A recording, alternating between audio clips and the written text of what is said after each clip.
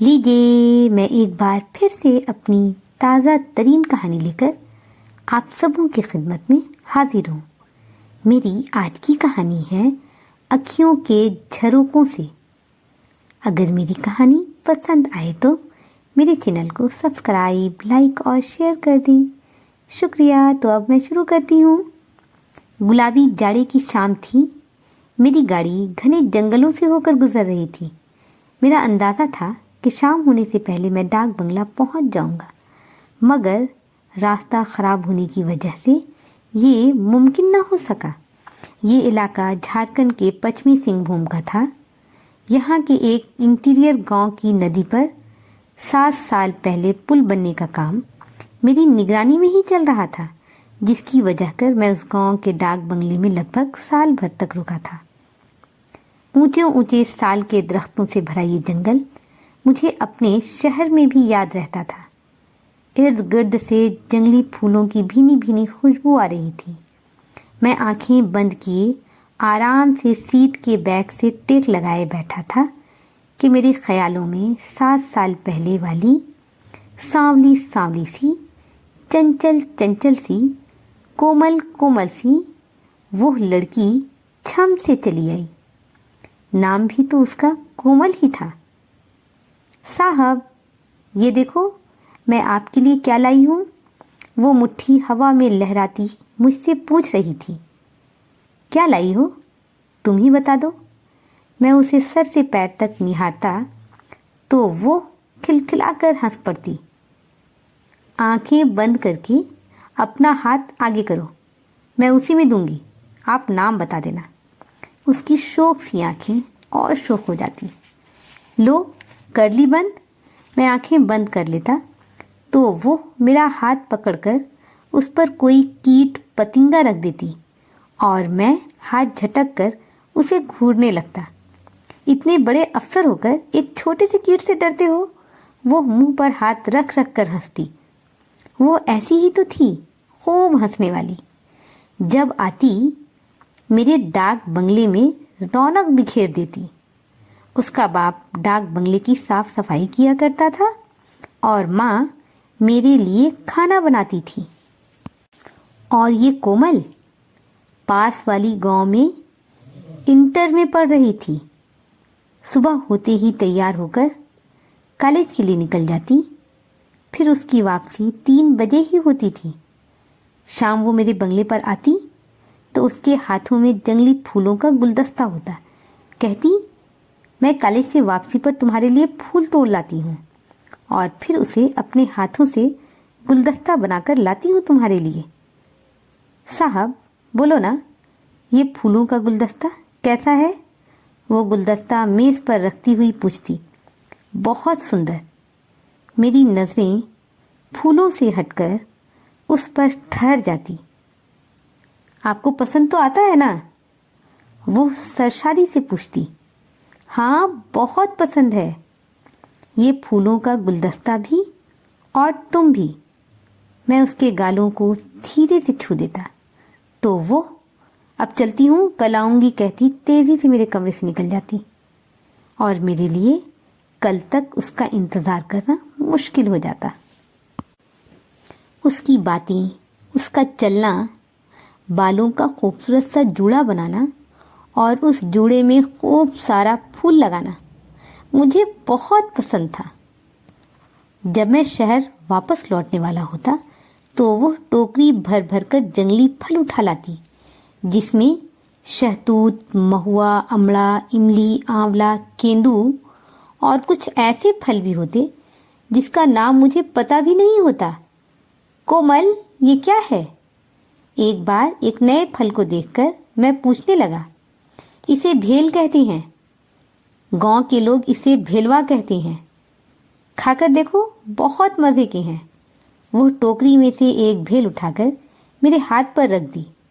अच्छा, खा लूँगा, अभी मुझे दौरे पर जाना है। मैं उसे टालकर चलता बना। मेरी जीप एक झटके से रुक गई तो मैं यादों की भूल भुलैया से बाहर निकल आया। डाक बंगले की लाइट जल रही थी। जीप की आवाज़ पर चौकीदार भागा हुआ आया था। ये शंभू चाचा नहीं थे। कोई नया आदमी था। झुककर मुझे सलाम किया और मेरा बैग लेकर आइए साहब कहता हुआ अंदर की तरफ बढ़ गया। मैं कितनी देर वहीं खड़ा रहा। वो आज यहाँ मेरा इंतज़ार नहीं कर रही थी। मेरा इंतज़ार क्या करती भला वो? मैंने कब उसे कहा था कि मेरा इंतज़ार करना? मैं तो उससे छुटकारा पाना चाहता था, उससे दूर भागना चाहता था। जब ही तो साल भर की दोस्ती, खुलूस, अपनाइयत और अपनी पहली मोहब्बत को वापस आने का वादा करके छोड़कर भाग गया था। एक सरकारी अफसर की पहली मोहब्बत, एक ऐसे आदमी की पहली मोहब्बत जिसको देखते ही लोग सलाम करते थे, जिसके लिए खूबसूरत, अमीर, पढ़ी लिखी, ऊंचे खानदान की लड़कियां देखी जा रही थीं।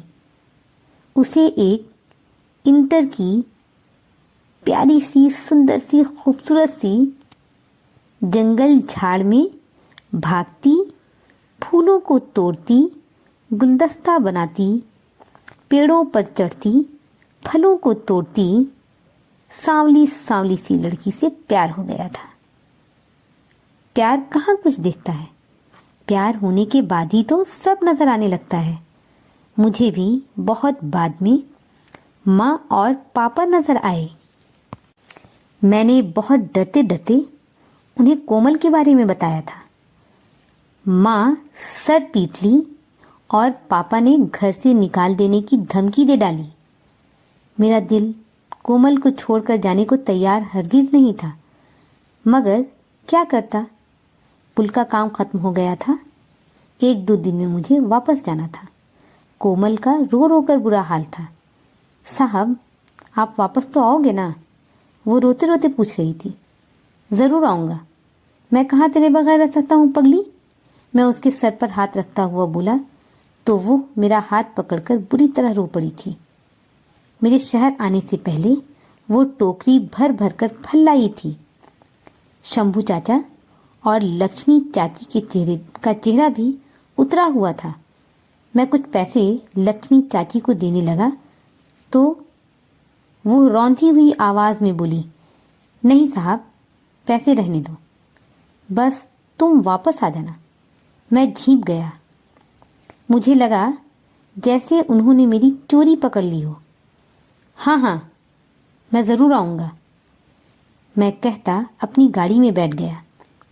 कोमल बालों में जंगली फूल लगाए, आंखों में आंसू लिए, होंठों पर मुस्कान सजाए, गांव के बाहर तक मेरी गाड़ी के पीछे भागती आई थी।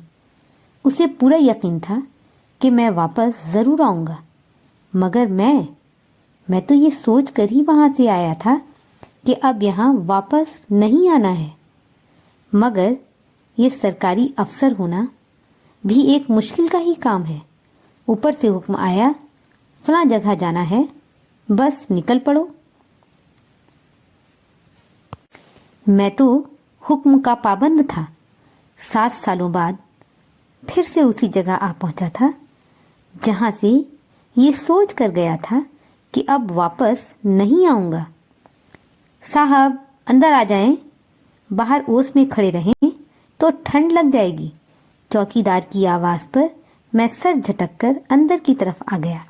डाक बंगले की बंद खिड़कियों की तरह ही तो मेरे दिल की खिड़कियां भी 7 सालों से बंद ही पड़ी थीं।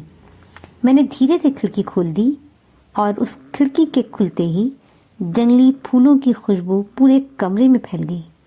मेरे दिल की खिड़कियां जो बंद पड़ी थीं, उसमें भी हलचल सी मच गई थी। कैसे न मचती?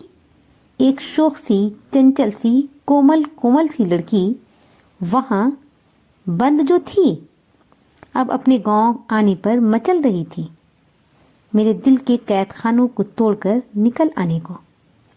मैं नहाकर खाना खाने के बाद सोने की गर्ज से बेड पर आया, मगर नींद मेरी आंखों से दूर, बहुत दूर चली गई थी। जब ही मेरा फ़ोन बज उठा, मेरी नज़रें स्क्रीन पर जम गई थी। माँ का कॉल था। हाँ माँ, बोलो। मेरा लहजा थका थका सा था। बेटा, वापस आना तो उस लड़की को क्या नाम था? माँ सोचने लगी। कोमल। मैंने झट से कहा। हाँ हाँ, कोमल। अगर मिल जाए तो उसे साथ ले आना। मैं उससे तेरी शादी करवाऊंगी। दूसरी तरफ माँ की आवाज़ भर्रा गई थी। ठीक है माँ, अब तू सो जा, बहुत रात हो गई है, कहकर मैंने कॉल काट दिया। मैं उससे तेरी शादी करवाऊंगी। माँ के ये बोल मेरे कानों में गूंज रहे थे। 7 सालों बाद जब सब कुछ लुट गया, तब माँ को कोमल याद आ गई। मेरी शादी करवाएंगी। मैंने कर्ब से होंठ भींच लिए। करवाई तो थी एक शादी। माँ पापा ने बड़ी खूबसूरत पढ़ी लिखी सर्विस होल्डर से। एक बेटा भी था मेरा। मगर क्या हुआ, मैं एक गांव से दूसरे गांव दौरे पर जाता रहा और वो मेरी गैर हाजिरी में किसी और के साथ घूमती रही। बहुत बाद में मुझे पता चला। मैंने सख्ती भी की, मगर कोई फ़ायदा ना हुआ। एक दिन वो बच्चे को छोड़कर भाग गई। कहाँ कहाँ ना खोजा गया। बच्चा छोटा था। माँ पापा बच्चे को संभाल ना पाए और एक दिन वो भी इस दुनिया से रुखसत हो गया। पापा का भी साल भर पहले ही डेथ हुआ था। अब माँ थी और मैं। माँ को अब कोमल याद आ रही थी। वही कोमल जिसे मैं छोड़कर भाग गया था। वही कोमल जिसे मैं बहुत प्यार करता था, मगर माँ पापा के डर से, उनकी धमकी से मैं उसे छोड़ गया था। अब जाने कहाँ होगी। मिल जाए तो उसे साथ ले जाऊंगा, कभी नहीं छोड़ने के लिए। सोचते सोचते मेरी आंख लग गई। सुबह मैं तैयार होकर पुल के दौरे पर निकलने ही वाला था कि सामने वाली सड़क से गाड़ियों की आवाज़ें आने लगीं। हॉर्न पर हॉर्न बज रहे थे। मैं चाय का कप लिए कमरे से निकलकर बरामदे में आ गया। लाइन से 10-12 महंगी महंगी गाड़ियां सड़क पर धीरे धीरे रेंग रही थीं। उन गाड़ियों में कई एक पुलिस की गाड़ियां भी थीं। देखकर लगा जैसे कोई नेता उस गांव में तशरीफ लाया हो। मेरा ड्राइवर गाड़ी साफ कर रहा था। मुझ पर नजर पड़ी तो जोर से चिल्लाकर कहने लगा, साहब, होम मिनिस्टर साहब तशरीफ लाए हैं। अब शाम तक की फुर्सत है। आज आपको पैदल ही पुल पर जाना पड़ेगा। मिनिस्टर साहब इतनी फुर्सत में कहाँ हैं कि इस छोटे से गांव में शाम तक रुकेंगे? मैंने हैरानी से उसे देखा। रुकना तो पड़ेगा साहब, उनका ससुराल इस गांव में ही है। वो खिलखिलाकर हंस पड़ा। अच्छा, तब तो शाम तक की फुर्सत ही है। मैं मुस्कुराता हुआ कमरे के अंदर आकर खिड़की के पास खड़ा हो गया। मैं खिड़की से दूर तक देख रहा था। तभी ढोल नगाड़े बजने लगे। औरतें लोटा और आम का पत्ता लिए किसी का स्वागत करने के लिए आ रही थीं। लड़कियां हरे और लाल रंग की बॉर्डर वाली साड़ी पहने, बालों का जूड़ा बनाए और जूड़े में सफ़ेद जंगली फूल लगाए, हाथों में हाथ डाले झूमती हुई आगे बढ़ रही थी। तभी कार से उतरती हुई उस सौली सौली खूबसूरत सी लड़की पर मेरी नज़र रुक गई। कांधे तक लहराते हुए बालों में अटका डे नाइट चश्मा, हाथों में सोने की कई चूड़ियां, गले में मोतियों के हार और करीने से पहनी हुई सिल्क की साड़ी। मेरी धड़कन उसे देखकर फिर से तेज हो गई। कल रात जो दिल में हलचल मचा रही थी, वो 7 सालों बाद मुझसे कुछ फासले पर खड़ी थी। उस पर आम के पत्तों से पानी के छींटे मारे जा रहे थे। सब उसे झुक झुक कर जोहार कह रहे थे और वो बेनियाजी से मुस्कुराती हुई आगे बढ़ रही थी। मैं भागकर कमरे से बाहर आ गया। सामने लगे पौधों में तरह तरह के फूल थे। मेरे हाथ फूलों को तोड़ने लगे। मैंने अपने हाथों से एक खूबसूरत सा गुलदस्ता तैयार किया और फिर निकल पड़ा उससे मिलने। मैं उसे करीब से देखना चाहता था, उससे बातें करना चाहता था। मांदर की आवाज़ थम चुकी थी। गाड़ियों के हॉर्न भी अब बंद हो चुके थे। मैं फूलों का गुलदस्ता लिए शंभू चाचा के मकान के बाहर खड़ा था। मकान क्या था, निहायत खूबसूरत बंगला बन चुका था। सामने वाली खाली ज़मीन पर टेंट डालकर खाने पीने का इंतज़ाम हो रहा था। मैं गुलदस्ता पकड़े इधर उधर देख रहा था कि तभी लक्ष्मी चाची ने दूर से मुझे आवाज़ दी, अरे साहब, आप कब आए? जोहार मासी, कल शाम ही। वो कोमल, मैं बोलते बोलते रुक गया। हाँ हाँ, आओ ना, अभी ही तो आई है अपने ससुराल से। आओ ना, मैं तुम्हें मिलवाती हूँ। मासी मुझे लिए मकान के अंदर आ गई। कोमल, देख कौन आया है। वो डाक बंगला वाले बाबू थे ना, वही तुमसे मिलने आए हैं। लक्ष्मी चाची जोर जोर से पुकार रही थी। माँ, उससे कह दो वापस चला जाए। कोमल की सिर्फ आवाज़ आई थी, वो नज़र नहीं आई। कोमल, देखो मैं तुम्हारे लिए फूल लाया हूँ, मैंने ऊंची आवाज़ में कहा। फूल सा दिल तोड़ने के बाद फूल शोभा नहीं देता, चले जाओ। उसकी गजदार आवाज़ सुनाई दी।